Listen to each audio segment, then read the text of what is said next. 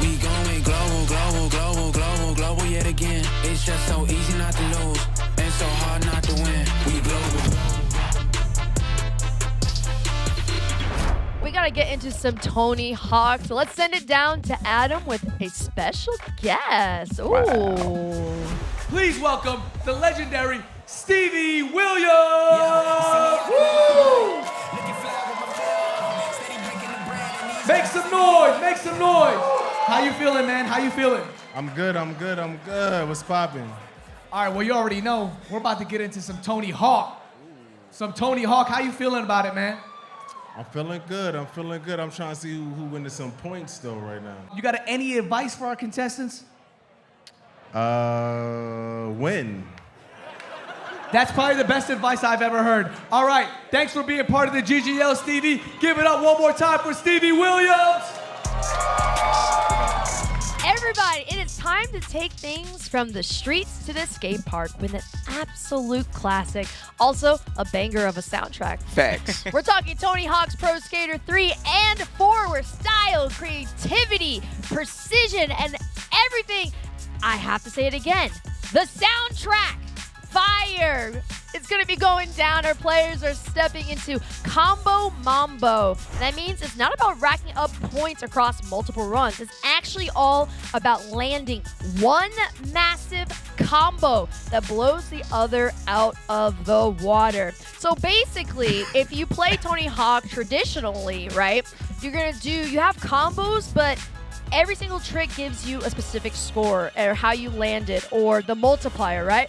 But that's not what really matters. What really matters is how often and how long can you hold a string of tricks together versus, okay, I'm gonna hit this one to get a high score on this specific, whether it's a kickflip or anything like that. First, get down to the nitty-gritty of their stories, starting with Jumpman. I don't think people should root for me. I think they should root for Cash. She needs all the luck she can get.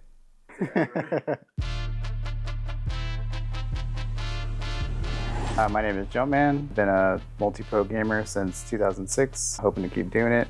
I'm a gamer.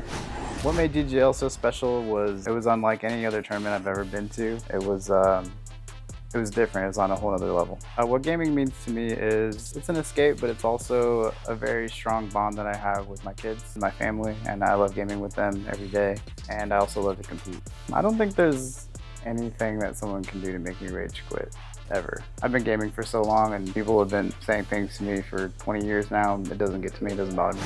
I think GGL matters to gamers because it shows literally that anybody can game. It's not just all nerds and dweebs or whatever you want to call them. It can be whatever. Even if you are a nerd, that's cool. I'm a nerd, so gaming is cool. Yeah, I saw those 70-year-olds playing Tekken and they love it, so I think you can play till you're any age. I'll be playing till I'm at least 70, if my hands still work anyway. A day in my life is hanging out with my family and gaming.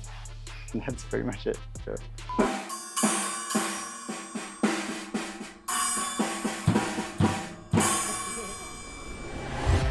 Now, Jumpman may bring the humble, quiet confidence, but this next player is going to be bringing the loud style. Let's take a look. Yo! My name is Tyler Yahweh. I'm a multi-platinum music artist, and I'm a gamer. This is my first time ever being in a gaming competition or playing it in a competitive way, so it's something new for me to step out of my artist brand and become something different, you know? Being on stage is my getaway and my meditation, and just to see people just turn up off of your energy and be there, it's like almost like I'm looking at myself on stage through other people. It's just a dream come true for me, and I would never want to stop performing. I'm ready. I'm doing this for my daughter, my seed. It's for my family, my mom. Being that person that can motivate them and be an inspiration to them no matter what, and get them to do what they want to do in life. We ride together, we win together. Come on, let's go. Ladies and gentlemen, I am hyped for this one. Make some noise real quick. All right, here we go. 3, 2, 1, game time! the start of something special. And both of these players spawn in a very, very similar spot to start off the game, but where you end up is entirely up to you. Absolutely. And what I was telling you before about staying in that pocket, when you find your route where you can do the tricks the easiest and you get comfortable, that's when it's game over. Just don't drop the combo. Jumpman dropped the combo. Now, I just want to do a quick recap of this. The score is not added up in terms of the points of the tricks. It's actually the best combo strings of tricks that the score counts. So if a player does a 2,000 point combo and then a 15,000 point combo, the final score is going to be the highest combo string. So it will be 15,000. Each trick adds to the multiplier to increase the amount and number of the combo stack. So the more you do your tricks and keep it going, the higher the points go. Now this is crazy, because you see Dancing Dan is trying to throw off Tyler. Trying to get the signals. He's trying to get the signals right, you see that, right? Now what's interesting is we see this is where it gets difficult, because no matter how many tricks you do, you have to land them. And right now, Jumpman, he's doing good, but he's dropping some combos and it's taken away from his position. Now, another thing to add, if you're paying attention, on the screen, you'll see a specific number stat, and it'll say X3, X4. For those who don't know, that's the multiplier. And we're doing 3 2-minute sessions. So, Tyler and Jumpman are doing turns as they're getting their tricks off. Basically, if you do a rotation, it adds more to that multiplier. So that number that says X3, X4, which helps to increase the score even more. Yeah, and Tyler is increasing that score for real. It's interesting. I think right now, when you see Tyler, he's in that zone, and you know his last name, Yahweh. That's all I'm saying. Looks like Jumpman finished his first 2-minute run. I know the last score we saw was about 100,000 plus. So Tyler has 10 seconds left. He has to start hitting some combinations here, hitting those grinds right into the manuals, maybe even revert off of a half pipe, but he's just not able to get them to continue flowing together. That's the problem. And if you're watching, right, speaking of manual, the second that your board hits the ground after that manual, if you don't hold it, it doesn't count. That's the end of the strings of tricks. So that's why you're seeing them doing that as they're going from point to point on the map. It's that little bar that kind of that's up on the screen. It's kind of like a balance meter depending on if you're grinding your manual. And it's pretty simple too. Right out of the trick, you just press down, up, or up, down, depending on if you want to do a front one or back one. And that's what they're both using. But it just seems like right now, compared to how they were practicing, they're pressing just a little bit more. See, what I would say is, if they was to slow down a little bit and start the manual, then it'd be easier to maintain that balance as they break out to the new tricks as they move faster. Now, well, earlier you saw Jumpman, now we're at Tyler, but if you go back to Jumpman later on, he actually talked to us about how there's a specific area on the map that he's just going back and forth at because he really feels it's the best place to have a continuous momentum with his combo tricks. And this is it, literally exactly what you're talking about. He goes down the ramp in the spawn, he puts a little bit towards the right, and just continues to go back and forth. And where you don't have a ramp, he just kicks off the wall, that keeps the combo streak going. He has almost 1 million points off that last combo streak. That was crazy. Yeah, something light.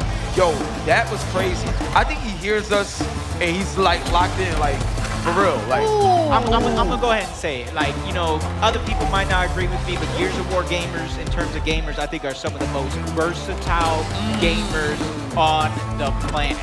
Yo, I ain't gonna front. That score looking very lopsided right now. It's looking very like chopped cheese in Brooklyn. It's looking very lopsided right now. To be fair, though, as well, Jumpman is a champion in a Tony Hawk competition of the past. So this is not. Look, he said, you know what? This is my trick. Look at him. This is the face of victory. Yo, the level, I appreciate the level of disrespect. This is what it is. GGL, baby. This is that energy right now, baby. Yo, what do you think he was showing on that phone? I hope. He didn't have to do that, though. That was wrong. He probably took a selfie of himself as soon as he put the controller down. This is the face of victory right here. This is the selfie I took. I put it on a 3-second timer. But like right now, what would you tell Tyler to bring him back into the game? Because right now, it just looks like he's maybe just too hard on himself. Honestly, I think that Tyler should follow the pattern that Jumpman is doing in terms of finding an area on the map that he's comfortable with so he can maximize his tricks and keep that string along. Because that's something that Jumpman is doing and Tyler isn't. That's the difference maker. That's, like, adapt. So basically, the area that Jumpman is on, or where he's skating on, it's on the right side of the map. And so on this right side of the map, he has so many areas to grind, to manual. He has a garage door to kick off of, so literally just go straight back into grinding and the whole combos. And he's just going back and forth. He has another wall and a couple stairs that he can just jump on, and then he's just literally going back and forth while Tyler's going through the entire map. And I don't know if that's the best strategy. It's not. It's not the best strategy. And what's interesting is whenever you see Jumpman kick off, like that garage door, all it does is continue the momentum so he can't go back and forth. So all you're doing, is following this particular line, and that right there is gonna make sure your tricks go crazy. I'm also noticing that when both of them fail, it's usually because they're trying to get that additional rotation in to increase the multiplier. Yeah. So and the problem is when you are rotating, you gotta be moving and have momentum, or else you're not gonna land properly. And that's the problem. They're not creating enough momentum from grinding or kicking off the wall, and they're just trying to force it in, but you can't force it. And I know we talked about this. Tyler just keeps going to different spots on the map, so he's kind of adapting each and every time. What's new? What's here? Is it a ramp? Is it rail? Meanwhile, Jumpman is playing the same 5% of the map, back and forth, back and forth. He knows what's coming in front of him. He knows the spacing for the jump, and he knows the timing, which is crucial. Wow. So, and that goes back to strategy. Remember what we said earlier, how you could play one game a certain way and it translates. So when you're playing Call of Duty or something like that, what do? You learn the map. And when you know the map, you know the spawn traps, you know all these other things. He's doing the same thing in Tony Hawk. And that right there is crazy how he knows the map like that. One of the best sayings in the world is KISS. Keep it simple, stupid. And sometimes that's all you gotta do when it comes to a competition. Absolutely. And we can keep talking, but let's go down and find out what the final stats are. Jumpman with 1,600,000. What? Woo! What? That's a coded score. Good game, dog. Hey, we gotta talk to you, man. We gotta talk to you. What was your strategy throughout? Do some tricks, grind some rails, press some buttons, and then I let T-Pain play the last game. Oh, T-Pain played the last. I don't know if that's a violation, but That's the ref. He said it's cool. okay.